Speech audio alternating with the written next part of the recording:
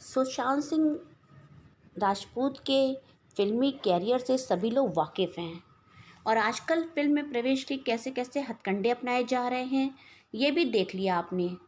पर शेर को सवा शेर मिल ही जाता है। मेरी कहानी में उसी का ही जिक्र है। तो चलिए पहले सुनते हैं अपनी नई कहानी, 55वीं कहानी। मैं तो राधा बनने आई थी। लाइट, कैमरा, एक्शन की आवाज़ों के साथ आउटडोर का कोई सीन किसी फिल्म के लिए लिया जा रहा था। हीरोइन आगे आगे भागी जा रही थी। पीछे कुछ गुंडे उसको ललकारते हुए दौड़ रहे थे। बस अब हीरोइन पकड़ी ही जाएगी और ये गुंडे उसका वो हाल कर देंगे जो सपने में किसी ने सोचा भी नहीं होगा। कोई वस्त्र खींचेगा, कोई टांगें, और बेचारी हीरोइन अबला कुछ नहीं कर पाएगी।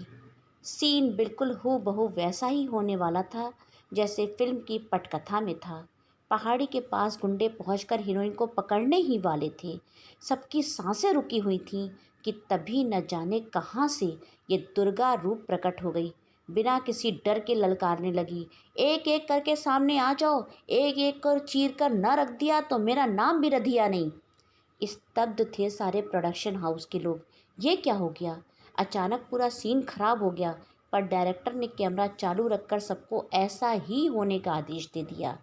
उधर फुर्ती से एक एक को रधिया की हंसिया का निशाना बनना पड़ रहा था। आखिर थे तो वह किराए के टट्टू भाग निकले और डायरेक्टर के पीछे जा छुपे। सहमी हुई हीरोइन आरती सहगल झाड़ियों से निकलकर रधिया के पास आई। पर यह क्या, बजाय जान बचाने का धन्यवाद किए बिना ठठाकर हंस पड़ी। अजीब लोग हैं। एक तो जान की बाजी लगाकर रधिया ने जान बचाई और ये पागल हंस रही है। अरे मोरी अम्मा, एक तो मैंने तेरी जान बचाई, तू ठट्ठाकर हंसेली है। अरे बुद्धू, ये तो पिक्चर का सीन था। वो देख दूर, वो रहा कैमरा और डायरेक्टर, और वो रहे गुंडे जिसको तूने धोया है। अरे मोरी मैया, सब गड़बड़ हो गया। अरे कोई नहीं, तुम मेरे साथ चलो, वहाँ चलकर देखो कैसे पिक्चर बनती है। हाउ दीदी। जरा सा रोशनी में आते ही फिर रधिया जोर से चिल्ला पड़ी, अरे मोरी मैया, तुम तो वो ही हो जे मैंने सिनेमा में देखा है तुमको कई बार। हाँ, मैं मशहूर अदाकारा आरती हूँ और वो जो सामने बैठे हैं ना, वो फिल्म को बनाने वाले नामी डायरेक्टर अली शाह हैं। अब घबराओ मत। रतिया संकोच से गड़ी जा रही थी। इतने बड़े बड़े लोग और मैंने क्या कर दिया। गुंडे भी रधिया को देखकर पीछे हट गए। हाउ, डरो मत, अब मैं कुछ नहीं कहेगी तुमको। डायरेक्टर अली ने सबको बुलाया और सीन पर काफ़ी देर तक हंसी होती रही। अचानक अली शाह को कुछ हुआ। ए लड़की, I mean Radha, come on, आना जरा सा कैमरे के आगे, तुम्हारा फेस देखूँ तो। ओह वाओ, कम ऑन आरती, सी क्या फोटोजेनिक फेस है। मेरे दिमाग में इस लड़की को लेकर कुछ चल रहा है। आई मीन ये लड़की नायाब है। इसके तो फाइट सीन भी किसी डमी से कराने की ज़रूरत नहीं। फाइनल डिसीज़न, अब मेरी अगली फिल्म की हीरोइन ये लड़की ही होएगी।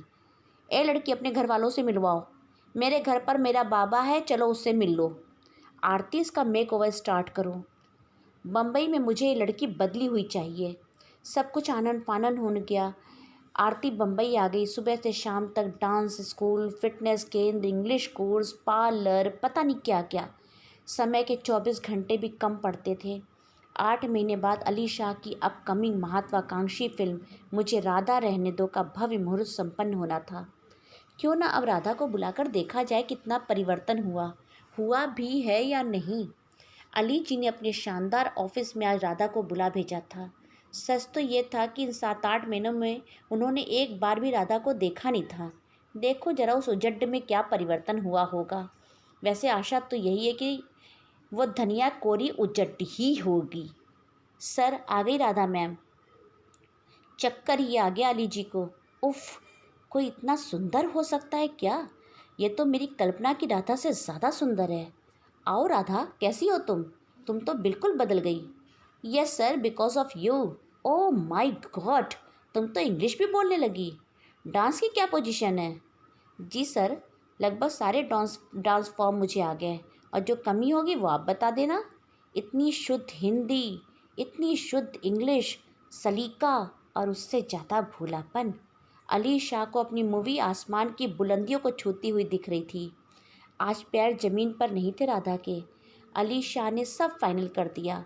2 साल का कॉन्ट्रैक्ट, आलीशान फ्लैट, गाड़ी, सब कुछ।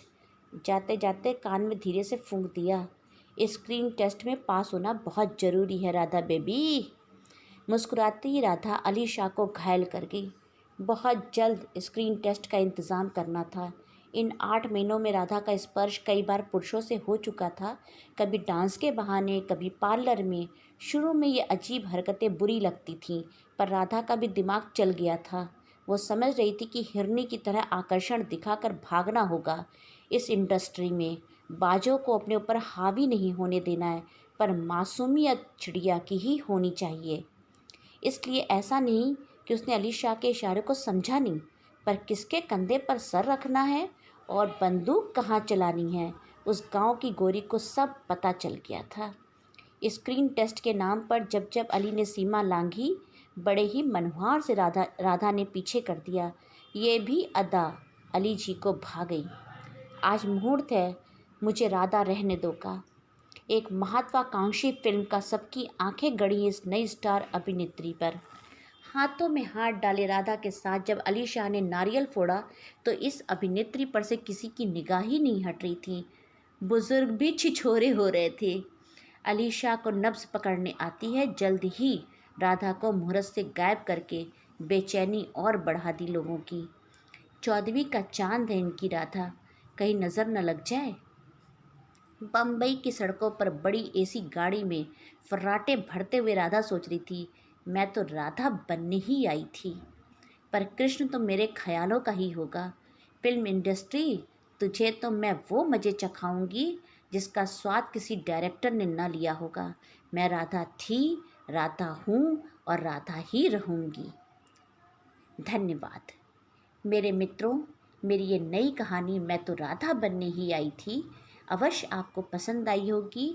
मेरी ऐसी ही कहानियाँ जो वीरवार को प्रसारित हो रही हैं, उनको आप देखते रहिए और अपने प्यार देते रहिए, स्नेह देते रहिए। सब्सक्राइब करना और लाइक और शेयर करना तो बिल्कुल मत भूलिए। इसके साथ ही मैं आपको एक बात और बताना चाहती हूँ कि कहानी ऐसी ही होती है, कहानी कुछ कहती है। ये मेरा ब्लॉग मेरे चैनल कहानी सुपर जंक्शन पे आ रहा है, आप इसे ज़रूर देखें। ऐसी ही कहानियाँ अब आपको पढ़ने के लिए भी मिलती हैं।